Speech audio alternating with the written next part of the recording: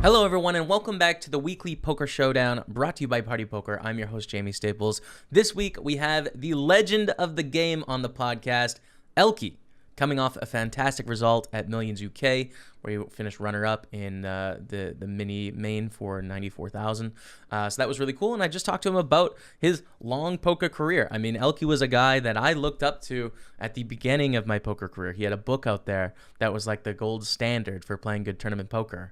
And I get to talk to him today, 10 years later after I started this game. So amazing. It was a great conversation, and that's coming up a little bit later in the show. But let's kick off with some of the online poker news, some of the industry news, some of the live poker news. We've reworked the format a little bit to make it a little bit smoother off the top. So let's get into it. Let's kick off with some of the online poker news from this past Sunday. Johannes Corsair, known as Greenstone25, took down an event on PokerStars this past Sunday, just before conquering the 530 buy-in high roller phased 200K guaranteed final on PartyPoker only a few hours later. So a massive 1-2 punch there. Brace of wins takes the Swede past 14 million in online lifetime earnings.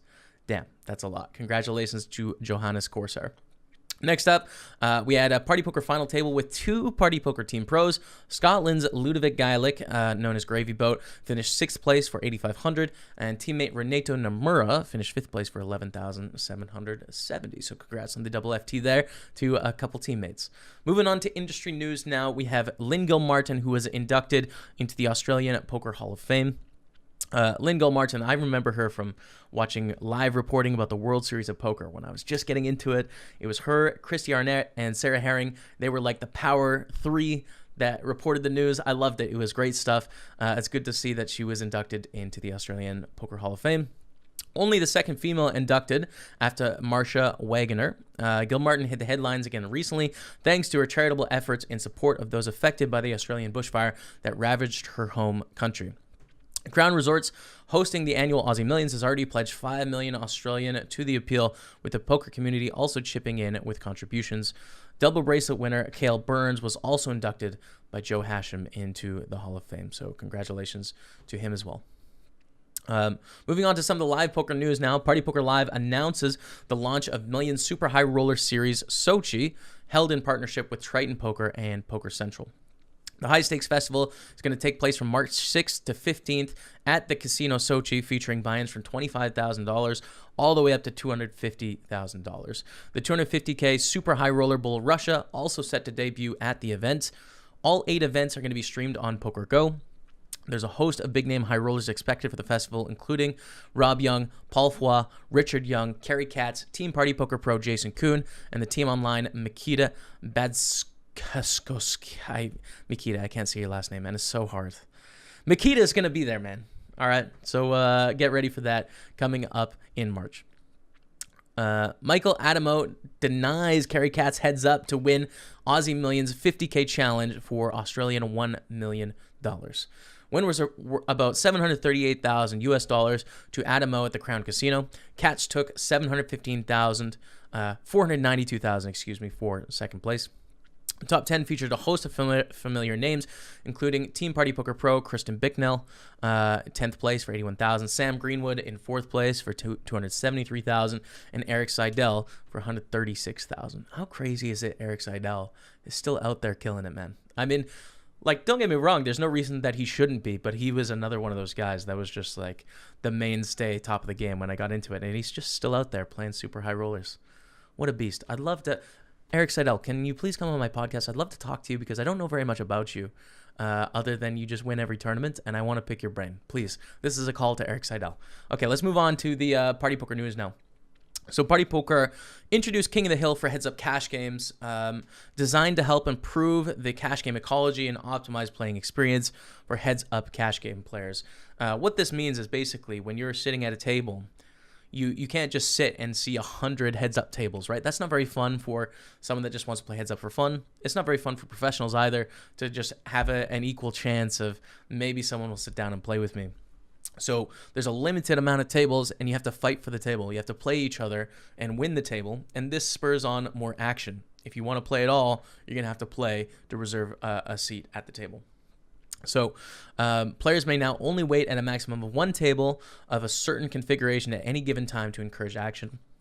Um, but if you're playing heads up with someone, there's actually a button that appears in the top left corner, which allows you to open another table against them. So if you have a really good war going on, I mean, I'm not good enough to play like 4 heads up tables, but we all know the legendary stories of like Isildur and Dur and Patrick Antonius playing, 3 heads ups at the same time.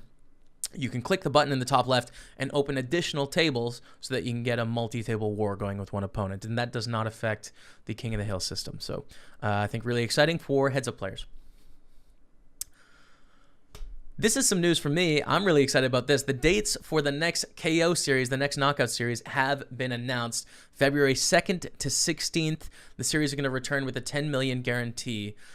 So progressive knockout style, all the tournaments within this series are going to be knockouts. Of course, there's regular tournaments on the side as well, but these are sort of special knockout events. PartyPoker continues to waive the fee on the bounty element of PKO buy-ins, meaning even greater value for players. That is the line that I'm reading here on the overview. But yeah, not a lot of people know that actually, that it's half rate compared to some of the other sites out there. If it's an $11 tournament, it's $10.50 plus 50 cents, whereas the other sites will charge $10 plus $1. So that's a huge effect on your chances of success as a poker player, or if you're a professional, your profitability in general. So really good value event, February 2nd to 16th. I know Party Poker Team Online is going to be out there playing it, so really looking forward to seeing you all on the felt, and I'm going to get a title. Let's do it. So that's it for the news today. We're going to launch into the interview with ElkY now. As I mentioned, an absolute legend of the game, a 2-time bracelet winner, was the first to achieve Supernova Elite status, actually, back when PokerStars used to have that status, which is an incredible feat of just volume. And he was clearly ahead of his time, being the first to actually successfully do that in the program. So a guy that's been known for his StarCraft prowess, a guy that's been known as a World Series of Poker bracelet winner, a guy that's been known to be able to 24 table at the same time, and a guy that is now known for spanning a 15 or 20-year career and still competing at the top of the game. It's just incredible. So a great honor to interview ElkY. Joining me on the podcast today, all the way from Prague in the Czech Republic, I have ElkY, and a legend of the game. ElkY, thank you so much for joining me on the show today. Hey Jimmy, how are you, man? Good to be here. I'm great, man. Yeah, this is good. I'm really excited to get to talk to you today. I've known you personally for I don't know, 4 or 5 years or so. So when I was first kind of getting into being a more well-known pro, I used to talk to you and sort of seek your guidance in some things. So it's interesting that we get to talk a couple years down the road now that we're both on Team Party Poker. It's kind of cool. Yeah, for sure. It's awesome to be back in the same team. I can't remember. Yeah, when I started streaming, I think that was like 2015, right? I think beginning. Yes. Yeah. Those were good times actually. I kind of miss it still, but. The streaming, yeah. I want to talk about that for sure. But let's start with your recent poker success. I have written down here. I had to write it down because there's so many notables I have to point out here. You won the World Series of Poker Europe Colossus for 190,000 euros. This is your second bracelet just this past summer, right? Yeah, that one was the sickest actually. Congratulations. 2,700 players, you enter and you never think you're gonna win, and what a sick tournament too. Like it's not a 100-person field. It's like a massive field event. So that's so cool. It's insane, Yeah. Second place last week at the Millions UK in the mini main event for 93,000. So just coming off a big score there, and then also a runner-up finish at a high roller in Prague for 500,000 euros. This is all in the past 6 months. So I just wanted to sort of start off by saying, what is this run like, and sort of what has led to this surge of results over the last 6 months? Yeah, I mean, it's like pretty insane, and like now I appreciate it. I appreciate it a lot more than before, I guess, because I had like kind of a lot dry period, and I kind of know how hard it is to get this kind of success. But to be honest, it's mostly variance, I mean, of course I work on my game, but it's not like I do anything like vastly different from like 6 months earlier where I like didn't really win or perform like live poker tournaments, MTTs. The variance is like pretty insane, and I think a lot of people, they kind of underrate it, Yes. Like the pros don't so much, but like for like observers and people outside, they're like, oh my god, you're like playing so well, you're on rush. But I'm like, you play a little better when you're like doing good, obviously, but it's not like I'm playing like 10 times better than 6 months before when I Right. like picked like 20 tournaments in a row. You know what I mean? It's like You see that on Twitch all the time. I'm sure you remember where, whoever's on a heater that's streaming, all the people think, oh, they're the best player of all time, and yeah, then it'll switch a month later. Like it's just like that in poker, isn't it? yeah, for sure. It's like it's pretty tricky, I guess. So it's Mm-hmm. like so I try to do my best to enjoy it, making it last as long as possible and enjoying it while it lasts as well. Right. So I don't mean to dwell on more negative times or anything like that, but before a streak like this, how do you prepare for multiple years of your career where sometimes you may not have any wins or any big results in a given year? What's your strategy for sort of bridging the swings of poker? Yeah, it's always really hard, man. It's like I guess experience helps a lot, and I kind of know I've had a lot of success before as well. So and knowing like the part of the variance as in the game. So what I like to do is like kind of to focus on things where there's like less variance to uh like like physical activity and like training and diet, basically like zero variance, right? If you do well, Right. you're gonna get progress, and if you like do bad, you so these things, and also like meditating and trying to like keep the bigger picture in mind. But it's always much easier said than done, and like I think everyone is kind of different in that regard as well. So it's like Yes. I guess the hardest thing is like when you run bad, and sometimes you're like I don't know, you don't feel as playing as much, and like it's always really hard to play your best game when you're like on a like kind of like a dry run, and you're like it's I mean you can try the best you can. Basically I think it's also like where it matters the most. So what's motivating is like I think it's like where most of the difference is like the mental skill set, and like how good you can still play when you're like not running well. I mean, everybody like when you run really good and you win a tournament, it's like not It's usually. easy. Sometimes I mean, it's always That's the hard. easy Obviously, part. you have to be lucky, but like when the cards are going your way, it's like not that a lot of hands. It's like easy decisions. You get like a top hand and you get shoved on with like the nuts every time. You get like you could up people. It's not that those are not the hard part, but when you're like running bad and you have difficult decision is actually where it matters the most, and where it's going to be a bigger difference in your like in your EV, and what's gonna like also I think it's where you separate like the best player from like the really good player, because if Right. you like this about like instead of playing your like B or C game when you run bad, just play like I don't know, maybe A minus minus or B sometimes, even B game when you run really bad, it's still not that bad, So I think like that's also what's motivating as well. That's really interesting you point that out because it's true. I think any pro would tell you, like, right, all of these matter equally over time. But when I'm playing, at least, it certainly doesn't feel like that. It feels like the important moments are the all-ins at the final table, when in reality, often those decisions are played out. So I think that's a really good reminder and something really interesting to think about for aspiring poker pros out there. Yeah, also like usually like when you like when you have tough decision, it's kind of like obviously it's important to win the ace king against queens, but it's not like you can do anything about it, so you kind of have to focus on the hands you have control over, and a lot of time you're put in bad spots which are really like crucially important, and like you really have to like I don't know, like kind of like separate yourself from it, and like Yeah. and not like I don't know, not let the like recent plays or recent hands affect you much, because yeah, I think that's where the most important part is. It's like when you have like choose actually a tough decision where it's gonna make a difference, or when you have like tough decision when you've been running pretty bad, it's like not always great, but that's where like the spot matters the most, I think, in the long run. Yes. Yeah. No, I hear you. Was it always? Were you able to detach, the results and the poker results from like your personal self-worth always throughout your career? That's something that I've definitely struggled with, and I remember early in my career, like if I had a bad day on the felt, I was having a bad day after as well. Whereas I've seemed to develop better habits. You talk about like nutrition and exercise, something you can control 100%.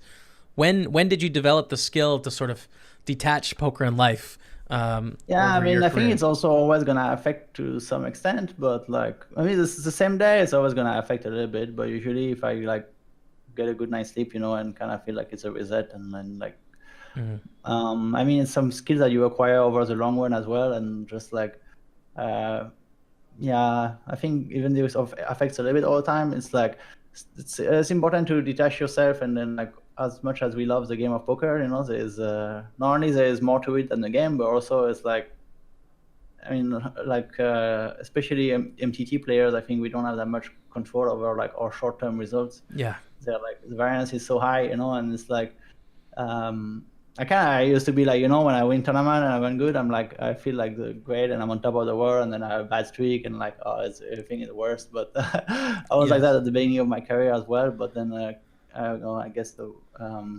get a bit wiser with time, and like you just realize that like it's not really like I don't know, it's not a healthy way to live, and it's not optimal for the long run either. So that's but I'm still improving, and it always affects, like when you bust tournament, it always feels the worst, man, especially online is terrible, and live is like the worst. Like when you run deep and you've been playing for 2 or 3 days, like, and you got to walk between the tables. It always feels terrible, Oh man, yeah, it is terrible. It is one of the worst feelings possible.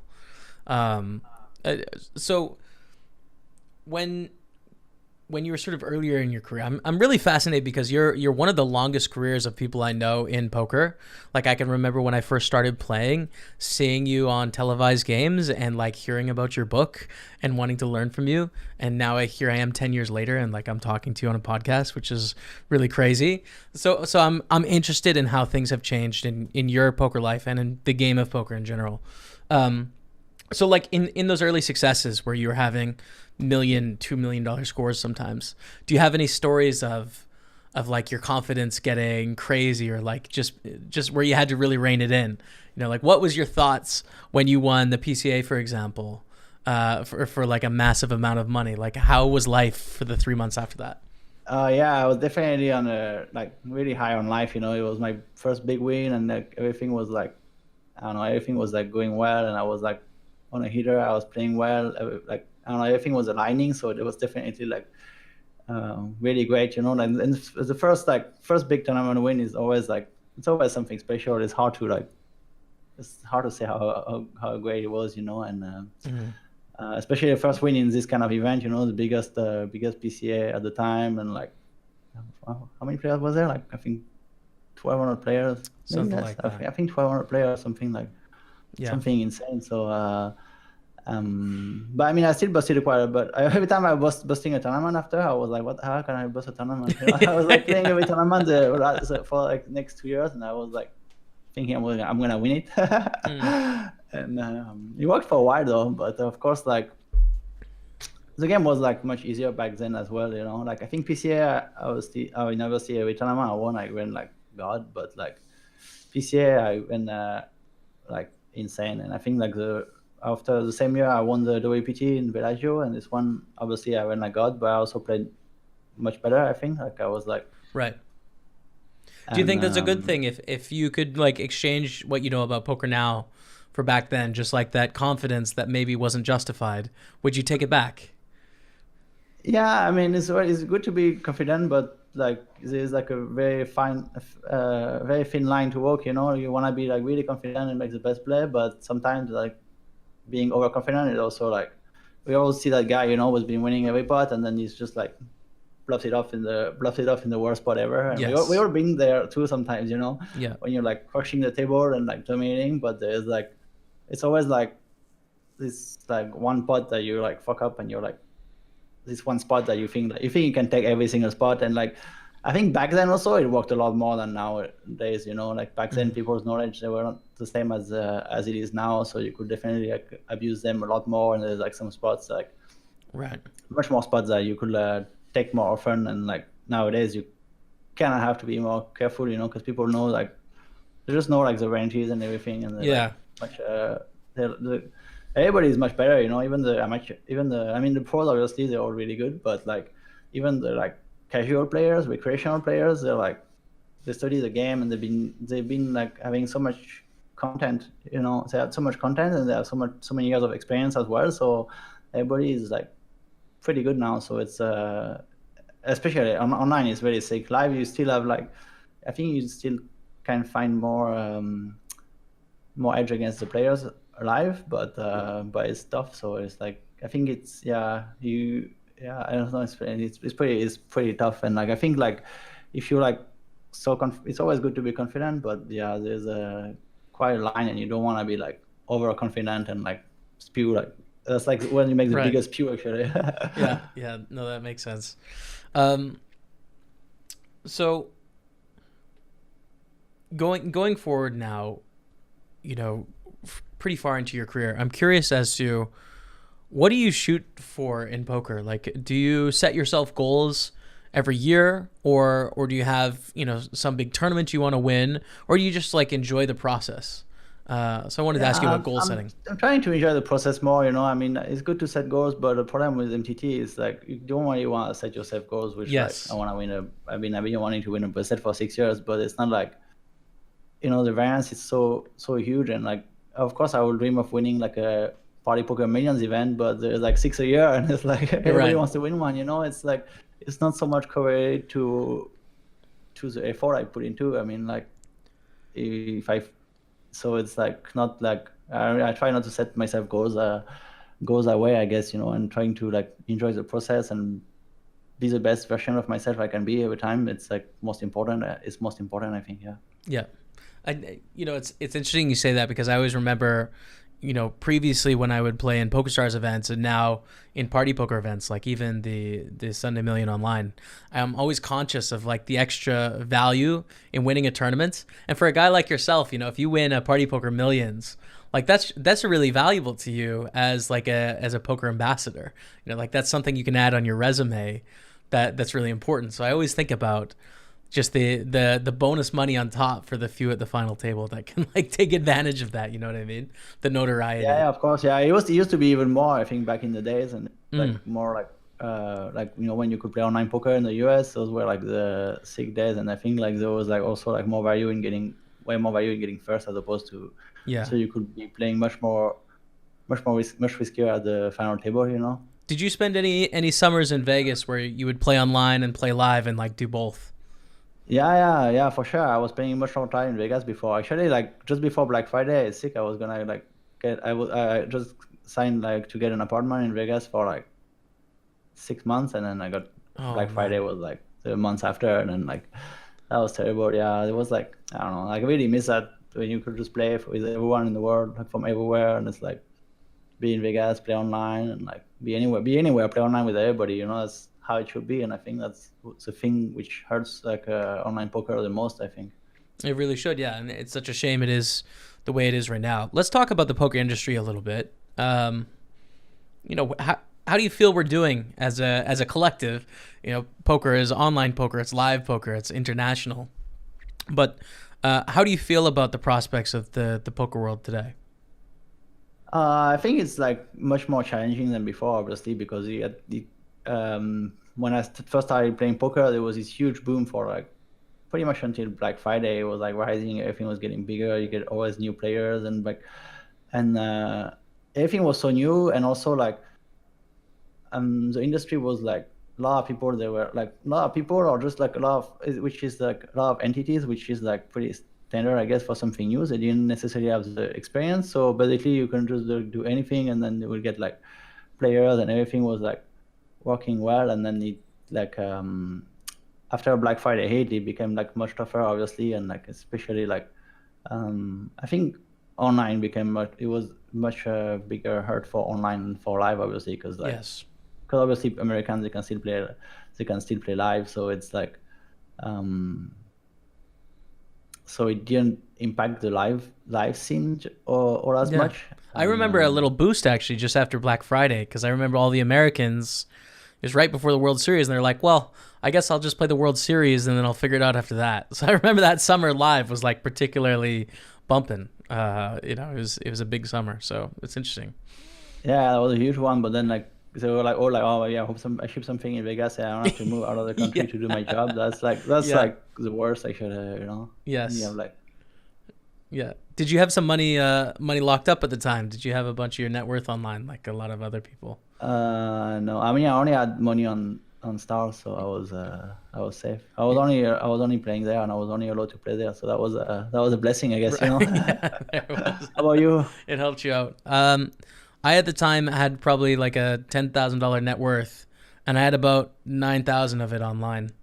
But I made it. You know, back then you could just fire up $2 sit and goes, and you know you could grind out a couple $1,000 like pretty quickly, pretty easily. You just had to put in the volume and the time. So, but yeah, that was in my very early days of thinking I was a poker pro. I was figuring things out, you know. So you come from an extensive gaming background as well, and I wanted to sort of bring that up because we have Twitch poker now, which is a big focus of mine, and I think the poker world's. And the crossover between poker and gaming is something that a bunch of people are trying to sort of connect continually for the health of the game long term. So you started in StarCraft and then transitioned to Hearthstone recently. I remember when you were playing a lot then. Do you see any similarities in regards to how people are coming up in those games today and how it works in poker? Like, could you draw some comparisons for me? Yeah, of course. I mean, there's like a lot of similarities between just StarCraft and poker. You know, they're both games of like incomplete information. So like you kind of like you never know exactly what your opponent is doing in StarCraft. So you have to like guess with like the meta game, and you have to adapt and be ready for whatever option is gonna do. Which is kind of like the same with poker in some way, that you never see your opponent's whole card. All you can know is like how he's played before and what are most people likely to do in this kind of situation, and like. And of course there's a lot of mind games in both games, and I think like it's just like video games and poker, they just attract like similar kind of like players as well. You know, like a lot of like poker players, they like to play video game when they're to relax, and actually like a lot of like video game players, they like to play poker to relax. You know, yes. it's like really fun, like going to a lot of those gaming events, and like a lot of the gamers, they're like, oh yeah, let's play poker, and it's like for them it's like it's like super fun. I mean, it's also super fun for us as well, you know. But when you're like, it's like our profession and our job, so it's not exactly the same, you know. So when I want to relax, I play video games. When they want to relax, they play poker. So it's like so it's really cool, and I think there's like definitely a huge crossover, you know, like. I don't know if you remember like those sit and goes that we were like hosting with like the Twitch streamers, and all of them, they really love the game, you know. And it was, like, it's really exciting, and it's really fun to see them on stream and having a lot of fun, and it's really cool and refreshing, I think. Yes, yeah, no, it is, and the really unfortunate thing about streaming poker is the delay, which may not seem like a big deal to the viewer, but to a broadcaster on Twitch, it's just, and you know this. Like, it's so difficult to interact with a 4-minute delay. Like, the conversation doesn't flow as much. And that's the one thing that really holds poker back in regards to streaming and sort of cultural relevance on Twitch, is that aspect. So, yeah, for sure. The delay is really tough for poker. Yeah, it's tough to figure out. But maybe someone will figure out how time travel works. I don't know. So in terms of becoming elite at these games, because you were really, excuse me if I'm wrong, but I believe you were sort of famous for StarCraft before you were in poker. So what is the path like to becoming an elite level pro, you know, in video games, Hearthstone or StarCraft, and poker? Like, is it the same sort of trajectory if someone watching this right now wants to make it to the top of the game? Is it similar? It's quite similar. I mean, you have to spend like so many hours, you know. It's different for everyone, obviously, but I could only do it because I was really passionate, and I love like playing StarCraft, as I love playing poker. So I spent like so many hours playing and practicing, like always everyone, and like there are like a little bit different stuff. Like there's basically like almost no variance in StarCraft. So it's Right. like when I first transitioned to poker, it was rough, you know. It's like, oh man, I'm playing really well. I'll go in with the best hand, and I lose so many times. This is stupid. Right. Yeah. But it's also what makes the game so great. Is kind of, it's always like unexpected. You never know who's gonna win, and you have sick comebacks, and that's like, those things are like, I don't know, it's like really exciting, you know, when you come back. And about comeback, actually, oh my god, this rule that they need to change. Actually, there's one rule that I hate so much. It's like, you know, when you're like when you have like in the big blind and you have to post the ante first, it's fucking brutal. The So ante you have like first. one big blind and you all in Yeah. on the big blind and you win a 6-way all in and you come back with one big blind. It's fucking brutal, Oh, man. that's not good. Yeah, no, that's not That's good. pretty That's a rough. live Because if you poker have one thing, big though. blind and you end up winning, it's like the sickest story ever. And it's Yes. already almost never happens, but like The online we've got it sorted. I yeah, think. online is like NT per player, right? So it's Yeah. like not the same. But live is pretty rough, dude. I'm with you. I think that should be the ElkY rule. Like, leave the sick comeback as an option, and Yeah, I fix mean, it. it's just like doesn't really matter for anyone else at the table that there's no NT Yeah. during a hand. It's not a big deal. There's no NT for one hand, right? Yeah. But if one guy wins a 6-way all in and he finishes with the same as he started with, it's like fucking rough. That's good, man. I like just add the sweat back in. Why not? They've got one big blind. They've got it tough enough. Give them the chance. I agree. But yeah, trajectory is like it's similar, I guess. You know, you have to be passionate and you have to spend a lot of time practicing and like I guess now it's slightly different because there's like so much more content and like you know, like when I was playing StarCraft, that was like at the very beginning. It was not even like replays within the game, so it was really sick actually. That was really hard because like you couldn't like if we play against each other, you cannot watch the replay of the game, so you don't know what I've done, and it's like Right. you have to like and like there was like not even observer mode. That was like the sickest part at the time, you know. So it was like so when you play like a game, you have to like be friends with the people playing, and you like go in the game, and then you like observe like by being in the game, they share vision with you. That was the only way to know the secrets. That was like really sick. And in poker, it was like a little bit similar in the fact that at the beginning, like there was like definitely not as much content, like not as much data available regarding like the ranges, GTO, and like the range, like pretty much every poker tool that we have now. Like Yes. back when I started playing, you know, like people had no idea of like ICM and like all those things. It was just like totally like we had no idea what it was, you know, or like. Do you think that's a problem? Because you can imagine what school of thought I'm from, in that like I publicize everything I do in poker. So like I'm very much pro like put it out there because it's gonna happen. But what do you think about there being 10 training sites and there being hundreds of Twitch streamers sharing their thoughts on poker and YouTube channels? Like, are you for it, or do you wish it didn't exist? I mean, it was gonna exist eventually, anyways. You know, people are gonna get better. I think in pretty much like every field, every sport, or every like game, you can see like people like 10 years ago, they have no chance against players now, right? The generation, players always get better at every game. So it was like, I guess like the advent of internet, it just makes everything like so much easier to consume and to share now as well, you know. So it's like much, but I think that we were always gonna go that way. It might have taken longer or not, but if players wanting to put in the work, they would always like get better anyway. So I think it's good. I think it's good that there is more information available for everyone, you know, because then if you like passionate about the game, instead of like having to like, you know, before like be able to play online, even if you like really love the game, you have to play like so many live hands to get the experience you can get for like playing online. And now with like all those training sites, you can get this experience for like a fraction of the time as well. So it's I think it's good, you know. Yeah, no, I'm with you. I kind of view it as a prisoner's dilemma, where it's just people are going to release information, they're going to sell it. You're not going to be able to stop all 20,000 good poker players in the world from giving out any secrets. So you might as well hop on the give out secrets train and maybe make a little bit on the side from it. That was always my perspective on this situation.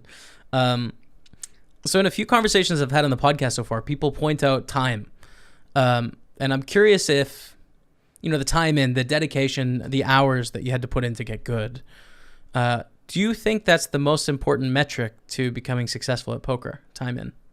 Or do you think like intelligence, for example, or patience, or natural ability at understanding humans, like if you had to pick one factor, what would be the factor for a poker player? I mean, of course, time is important, but I don't know if it's the number one factor. It also depends how you approach the game. Like a lot of players, they just play for fun and they play so many hours, but they just play the same as they played like 5 or 10 years ago, because for them it's not fun to like learn like like ranges to open with 20 big blind under the gun, and like the ranges of defense and like all those like shoving and calling ranges. It's not like fun for them. So they're not, even though they spend so many hours playing poker, they improve in some aspects that are like much more like fun for them to do, because Yes.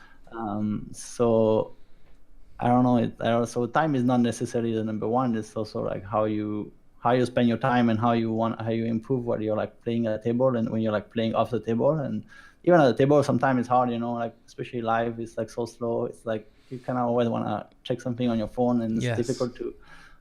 I try to stop myself from doing it too much, but it's like it's really hard sometimes when like. Do you have a cutoff on days? And it's like day ones, are you just on your phone the whole time, and then like day two you tone it back, or like what's the phone policy you have for yourself? I try to be on it less, like especially when I get deeper. I try to be not on it at all, but like it's tough. It depends. Like, I mean, sometimes I actually have things to do on my phone between the hands, but like it depends like how I feel like there's like good information. It's always better not to be on it, obviously, but it's also like if your table is breaking in like half an hour, it's like doesn't really matter that much to watch what's going on at the table. You're gonna be playing 15 hands. It's like unlikely. So it's but definitely it's better not to be on it much. But also it's like quite tiring if you focus really hard on it. Even live poker is kind of tiring. I don't know. It's because I'm old, but when you play poker for like 10 hours and you actually focused, it's like it's exhausting, man. Yeah. And I'm with you, man. I think sometimes you gotta ease off. That's one of the things.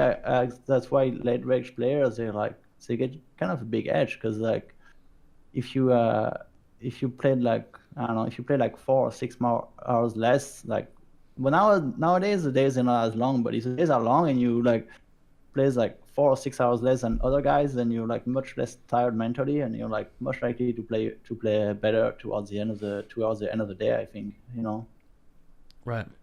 Which is also why like I think that's like one of the underrated reason why people like late reg, like obviously there's like more EV by late regging and stuff like that, and it's always like it's been like a big a hot take, I guess. What's your take on late registration and re-entries? I think re-entries is fine, but what they should do is they should limit the late reg period to some extent, because like if they late reg like only like I don't know, like 4 or 6 levels, then it's not like people are gonna like go in blind for 10k to build a stack. That's not what pros do. People think they're like we go in blind to build a stack, and then like no, I think it's a really difficult question, because I hear it all the time in my Twitch channel, people saying, if I see late registration that's too long, I just won't enter. I don't think that really happens as much live, and you could correct me if I'm wrong, but I don't feel like in live poker people care about how long the late reg. Is that fair, do you think? Some people care, but usually not so much. I mean, it's just online when you can see like, oh, there's 4 hours of late reg, that means I'm going to be playing for like 8 hours. Like, I'd rather just play something else that's a lot faster. It makes it apparent. So for me, I think, well, that's because of the structure of the tournament, though. It's not really the late reg, right? I mean, like they just see the time the tournament's gonna take by the longer the late reg period, obviously. But it's not that they're not entering just because like they're not playing the tournament because they can late reg later, or they can. Or people are because of firing many more times. They're just not entering because it's gonna take longer, right? Yeah, no, absolutely. So I love to late reg personally. I think it's really great. I love to hop in with like 20 blinds and spin it up or I'm dead. And when I used to play a lot of live, I would hop in like 2 hours before the first day dinner break. So I'd get 2 hours of play, a dinner break, and then like 2 hours of play, and then I'm done. So it was like a nice chill 4 hours, like you wake up late. So I'm in favor of late reg, but I think you got to do whatever you got to do for the amateur player.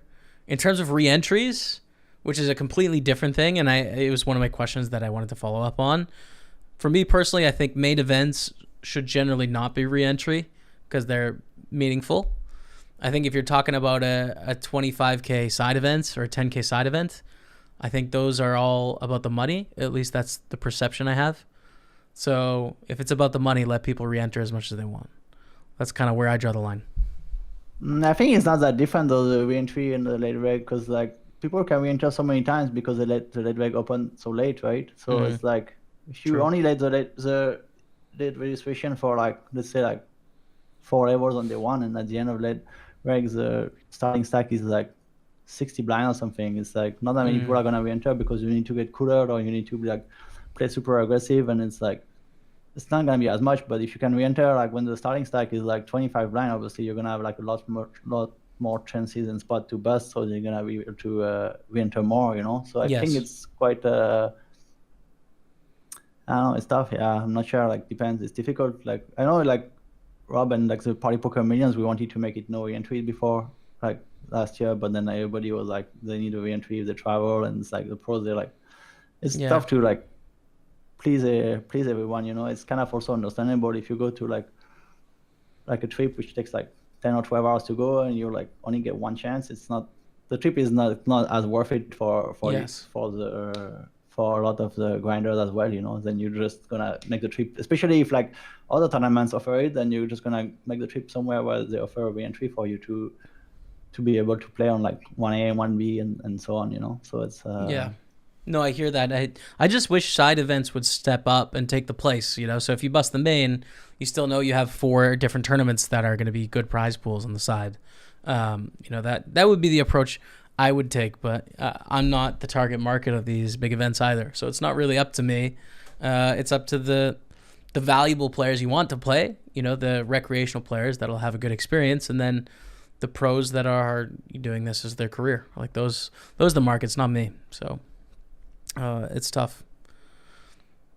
Tough. For sure. It's definitely tough because like if you, I don't know, a lot of tournaments are offering it, and like people are like, I think like people are kind of complaining about it, but on the other hand, they're always gonna play the tournament with a bigger prize pool anyways, you know, because see, that's it. Like, it brings huge prize pool, and that's what everybody wants as well. So it's like that's the competing pressure is the prize pool, like the guarantee amount, and the prize pool is just such a big factor in marketing, and it's interesting because it's not just for recreational players, but it's the most important part for pros as well. Like they'll look at the guarantee.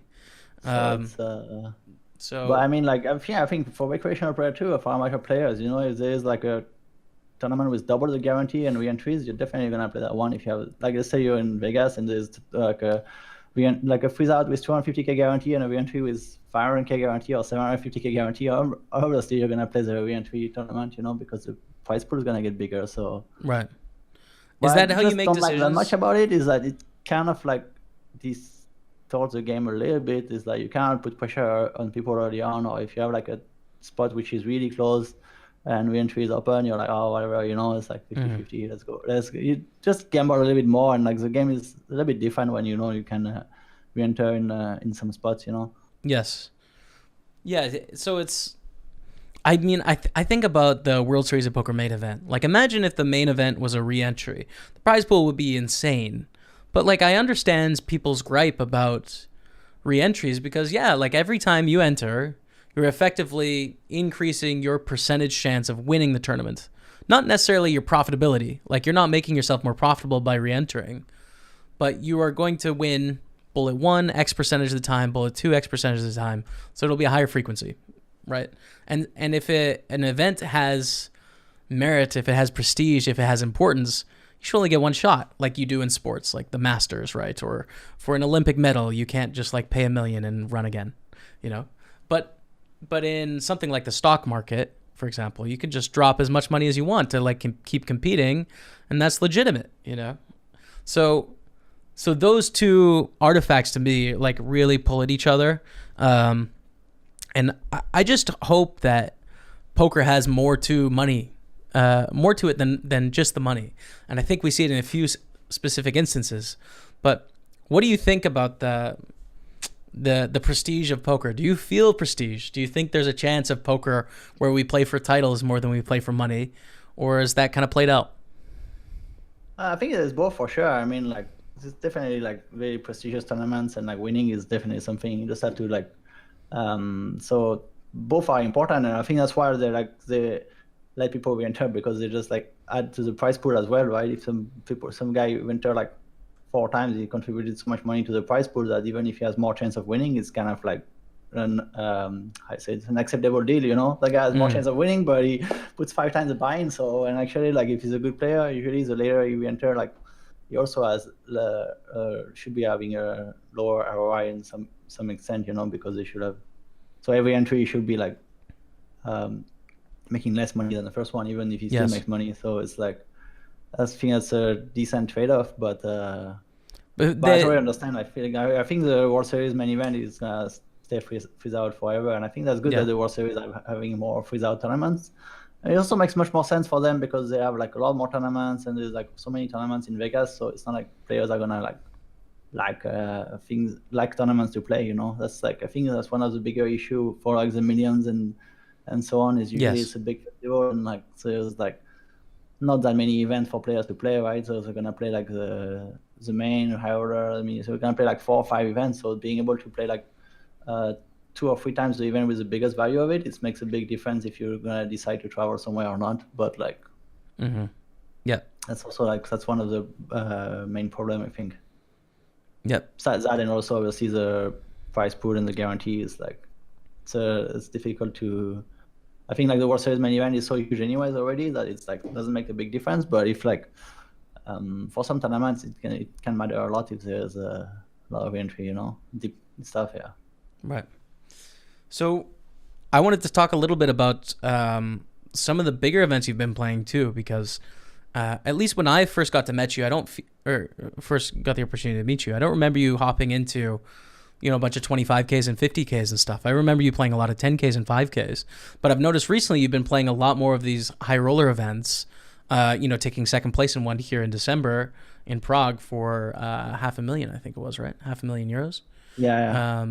So what's the difference like between playing like a 5K or 10K main event and a 25K with a relatively smaller pool? I find that world fascinating, so I want to hear your take on it. Yeah, it's interesting for sure, and it's like, but to be honest, actually, I like to play the main event better. And the main event is the best, it's because you play against so many different players, and you like meet new players, and like, hey, 125K is nice, but you already know pretty much everyone already, Right. Yeah. And, it's also like, I think like you kind of have to adapt a lot more when you play like a smaller event with a bigger field, because there's players from like the Colossus I won at Kings. It was sick, man. There was like good players and like players who have like, I don't know, there's like so many different kind of players, and you have to like be able to, especially when you get move table fast, you have to be able to assess what kind of players they are like really, really quick. So it's like takes a lot of it's really hard in that way. You have no idea what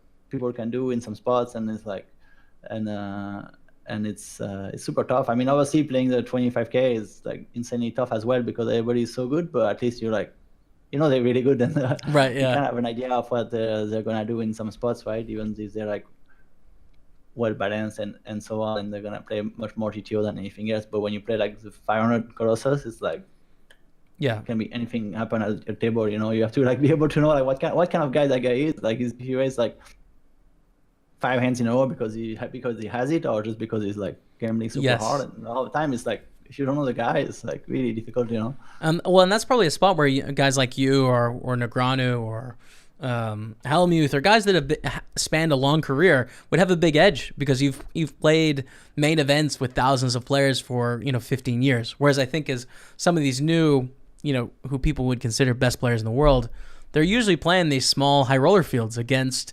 GTO players and really good at that mathematical foundational part of the game. But I imagine like you'd really get to shine in a field like the Colossus, where you got to fire through 5,000 people, and you got to figure out which 500 are on tilt and which 500 are going to net it up, and everything in between.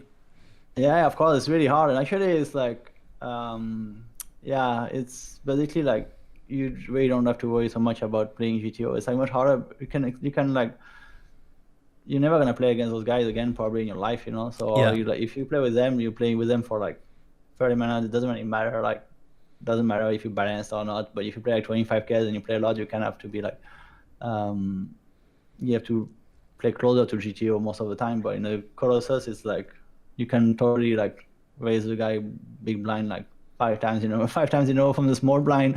If he falls every time, it doesn't really matter. It's not gonna free bet like more often just because you raise it every time or so on. I mean, depends on the guys obviously, but it's like, but yeah, it's super tough to find like which players are like on tilt and like have no chance of getting even, or which guys are like playing super tight, or like guy in between. It's like it's pretty tough, but that's like that's also like that's also interesting and exciting. You have to adapt on the fly and like take the best decision. And actually, that's like also where it's like really important not to use your phone so much, because you can have so much valuable information against those guys as well. Yeah, absolutely. I 100% agree with you. So we have an interesting hand It's here. also fun. So sorry, I was gonna say it's fun because a lot of players they display so much emotion.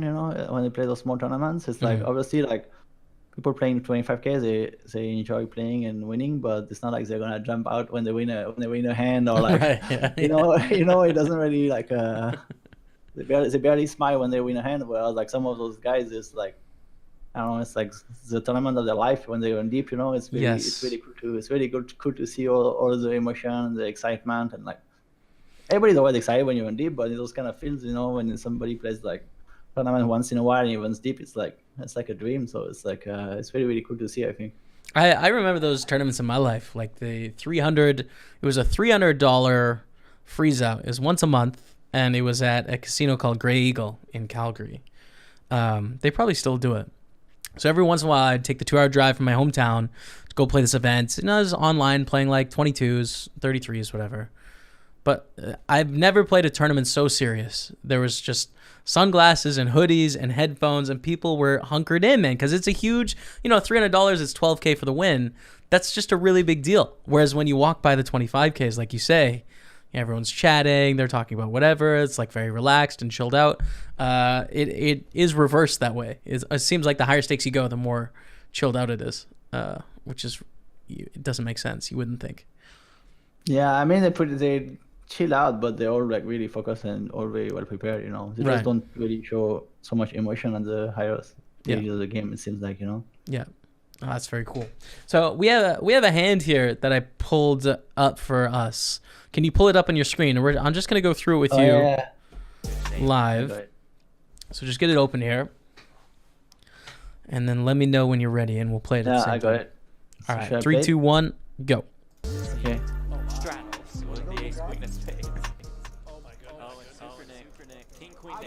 Nikita raised another gun.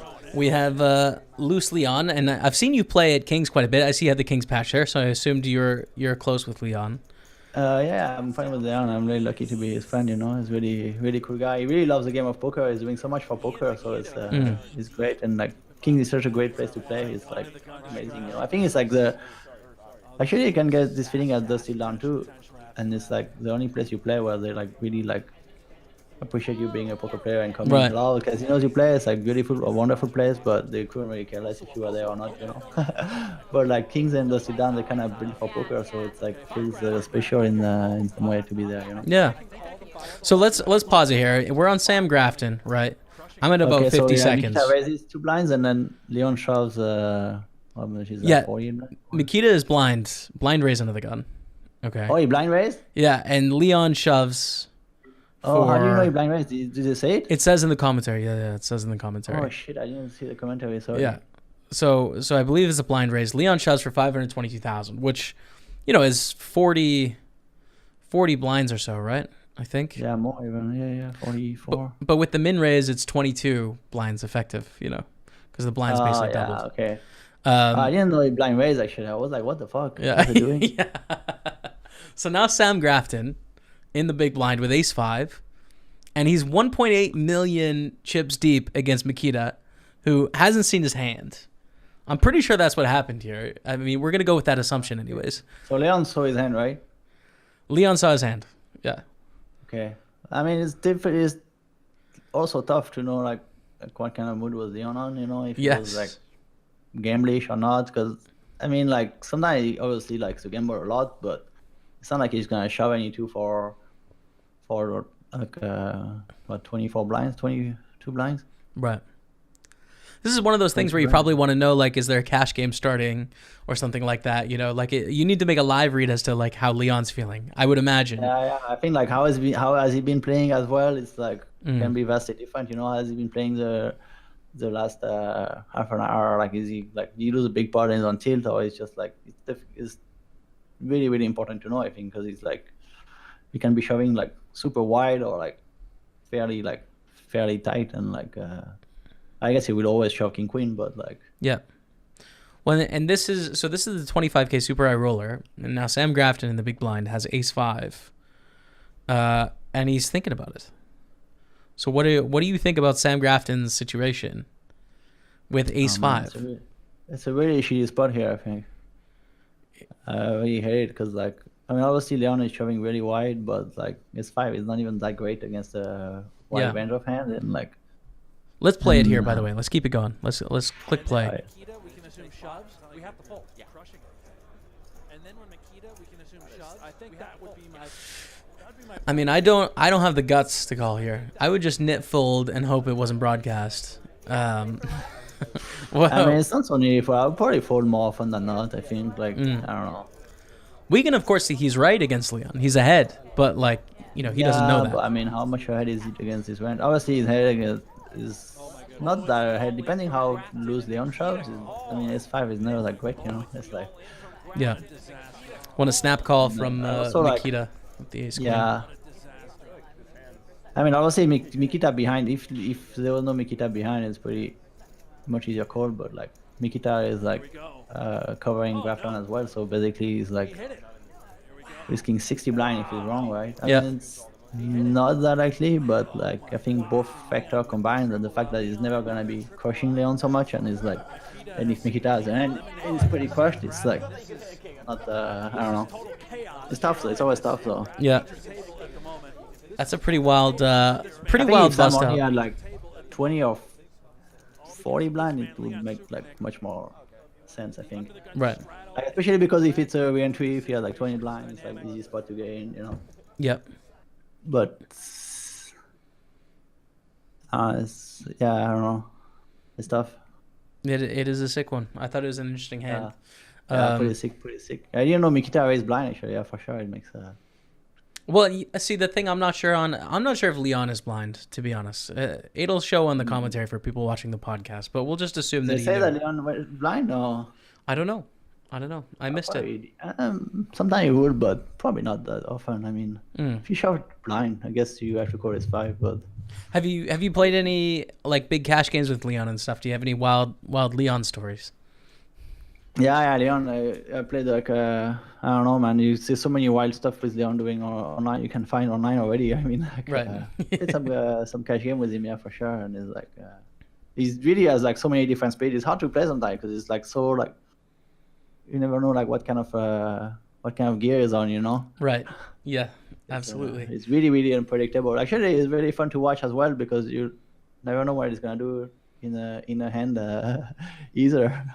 Yeah. It's like there was the cash game just a couple weeks ago at the Millions UK, the one where he got second in the mini main, and Rob was in the game and Leon was in the game, and I love when you put those two together in a cash game because it just feels like it's gonna pop off at any moment. Like Leon's gonna fight, and Rob is like not gonna lay down easy, and it's just I want to see more Leon Rob Young cash games. Cash games? Yes, I do.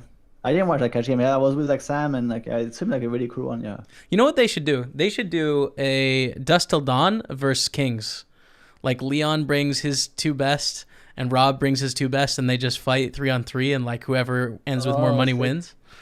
That'd be good, man. I mean, 3-on-3 at a table is weird though. I mean, 6 max cash game? No, it's just a cash game. Like everyone plays for themselves. Oh, I see. Yeah. Because even if you win, even if you stack your teammate, your team's still at the same dollar amount. So, whatever.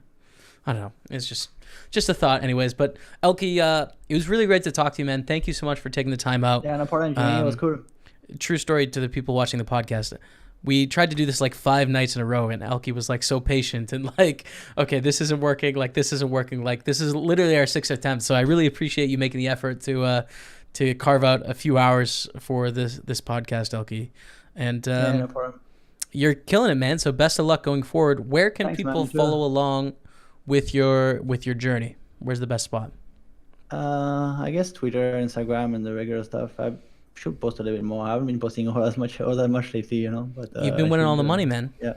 But Twitter, ElkY Poker, and Instagram the same. I guess it's where awesome. Most of the action is. And thanks, Jamie. And what's the next live stop I'm gonna see you at? I'm on the Twitch streets, man. I'm just purely like streaming, making content. So I don't know, dude. It might be a while for a live tournament, but if I need a break, I'll head out there and I'll make sure to let you know. All right, cool. Sounds good, man. All right. Take care. Cheers. Talk to you later. Yep. Big thanks to ElkY for coming on the show, man. Really appreciate you taking the time. What a legend. Great to talk to him, and I hope I get to talk to him again in the future. So before you go, I got one more thing, and that is our weekly competition here on the podcast. Hashtag JSPokerHero. All right, so what we're going to do is give away a $215 Party Poker Million ticket, 1 million guaranteed every week.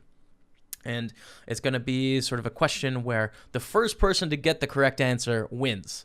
I've seen on some of the recent podcasts the guesses under hashtag JSPokerHero, and we have some very regular listeners to the show that are very engaged, and they put their guess, and then there's like 15 people that copy the same answer. Not going to work, man, okay? The first one to guess is going to win the ticket. Keep it in mind, all right? So the question this week is going to be, I mean, sort of, you're going to have to use your mind a little bit on this one. How many entrants do you think there will be in the Party Poker Million? You have to guess by, at the latest, Friday night, okay? We're going to cut it off at the Saturday because there's more phases on Saturday, but Friday night is going to be the last day that you can guess in this competition, and then we're going to choose a winner, and you're going to get a ticket into the $215 million for the following week, okay? So that's how it's going to work. Whoever wins the ticket, you're the representative of this podcast. If podcast run good is a thing, which I've heard this podcast run good story in other shows, it might be your time. You could win the tournament. It's possible. Anyone can do it. I've never done it, but you could win the million. It's possible. So 2 people have won in last week's competition where we asked, what's Matt's career longest drive? Now, the answer was around 340, 350 yards with a cart path bounce. Any of you that play golf will know you hit a drive off the cart path at some point in your life. So around 340 was Matt's answer. We had 2 people guess 310 yards. So RYE_EZ, you were the first one, also with the tip. Seems a little dark. Yes, I'll get the lights going next time. Cheers. And the second guess, I don't play golf, but I'm taking a wild guess at 310 yards from Michael Bertrand. Both of you tie for the best guess. So both of you are winning tickets. There it is, man. Both of you are going to be our representatives in the Party Poker Million, so please try your best. Do the podcast proud. Thanks for your guessing. That's going to be it for the show this week. Thank you all so much for tuning in. I'm personally on a holiday with my families right now. We're going to head down to London for a few days before they fly back home and I get on the grind. So looking forward to a few days off, but I'm excited about next week because we're going to have Mike Sexton on the podcast. Talk about a legend of poker. I'm excited. I'm nervous. I need to think about some questions to ask Mike Sexton, man. I mean, what a legend. I got to figure it out. I'm gonna really think about this. But if you're excited for that, subscribe to the podcast wherever you're watching this, whether it's iTunes or YouTube or what have you. And that's going to be it from me. Thanks so much for watching the podcast. But until next week, we'll see you later.